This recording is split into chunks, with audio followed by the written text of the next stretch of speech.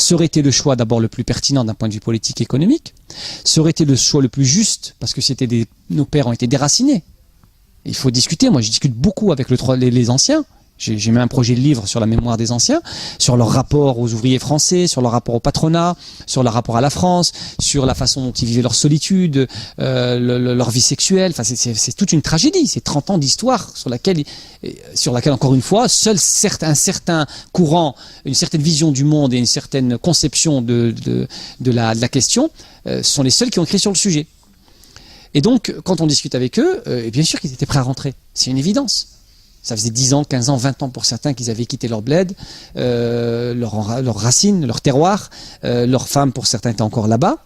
Ils avaient accumulé un pécule parce que c'était le but du jeu pour eux, pour pouvoir retourner chez eux.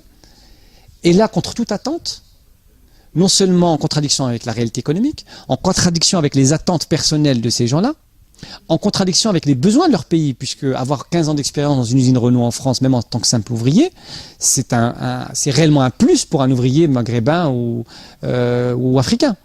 Donc tous les éléments étaient réunis pour pouvoir faciliter leur retour, et bizarrement, qui décide de leur maintien? C'est pas n'importe qui, c'est pas la gauche, c'est pas au nom d'un soi-disant humanisme, c'est quand même la droite, c'est Giscard, qui est encore entouré qui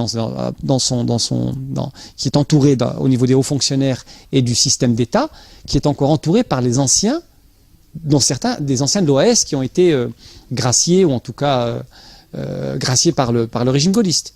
Donc des gens qui avaient toutes les raisons, à la fois idéologiques mais aussi affectives, puisqu'ils s'étaient quelque part fait virer du bled, de les renvoyer.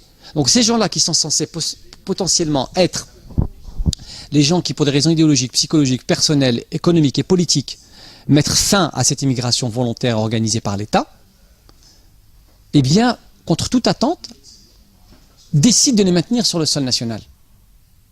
Alors qu'il n'y avait aucune pression politique en face. À l'époque, il n'y avait pas les mouvements de gauche et d'extrême gauche qui viennent mettre des petites tentes au bord des quais pour dire les pauvres sans papier. Il n'y avait aucune pression médiatique ou politique en face pour dire de les maintenir, de ne pas les renvoyer. Or, donc, c'est ce gouvernement-là, qui est donc complètement intimement lié au patronat et au grand patronat et à la finance, c'est l'ensemble de ce système politique qui décide, 1, de les maintenir, 2, de voter le regroupement familial, c'est-à-dire de leur dire vous pouvez ramener vos femmes, sous un prétexte humaniste quand on écoute les discours de l'époque. Pendant 30 ans ou 20 ans, ces hommes célibataires, leur souffrance, leur solitude sentimentale n'avaient fait l'objet d'aucune considération. Et bizarrement, on décide que Mamadou, il a besoin de sa Fatouma et Rachid, il a besoin de sa Rachida pour pouvoir vivre mieux et avoir des enfants. Donc l'histoire de l'immigration, depuis le début, finalement, c'est une histoire de calcul, de complot politique, dont nos pères, et nous-mêmes aujourd'hui encore, sommes le jouet. Donc cette immigration aujourd'hui, elle a été donc programmée, elle a été organisée, et elle a été planifiée, et elle est devenue massive. Et il s'avère que une partie de cette immigration aujourd'hui revient à l'islam en ayant une visibilité culturelle ou religieuse, religieuse et culturelle, qui effectivement bouleverse complètement le paysage français, que les Français ne comprennent pas parce qu'elle apparaît soudainement. Et en tant que musulman, je pense, et on pourra le démontrer dans une prochaine vidéo, je pense que les musulmans doivent donner un signe fort aux élites, à la doxa majoritaire, qui est que, d'abord l'immigration n'a aucun sens quand on a 40% de chômage dans les banlieues. Donc les musulmans doivent se positionner contre l'immigration, qu'elle soit choisie, qu'elle soit légale ou qu'elle soit illégale. Parce que c'est en vérité économiquement faux, et ça se démontre. Et deuxièmement, et là c'est mon approche personnelle, je pense que c'est le plus grand danger qui menace la stabilité de l'islam en France et en Europe. Parce que les populations musulmanes qui arrivent aujourd'hui, parce qu'elles sont encore majoritairement musulmanes, arrivent dans deux pays qui sont en pleine ébullition, en pleine transformation théologique, sociale, et viennent avec un rapport à la foi musulmane qui n'a rien à voir avec les 30 ans de travail et de réflexion et de sédentarisation de cet islam français.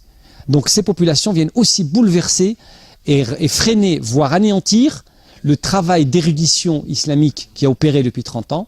Et donc, on doit dépasser les sentiments. Certes, effectivement, il y a un sentiment naturel de fraternité, parce qu'il y a des mêmes origines, etc.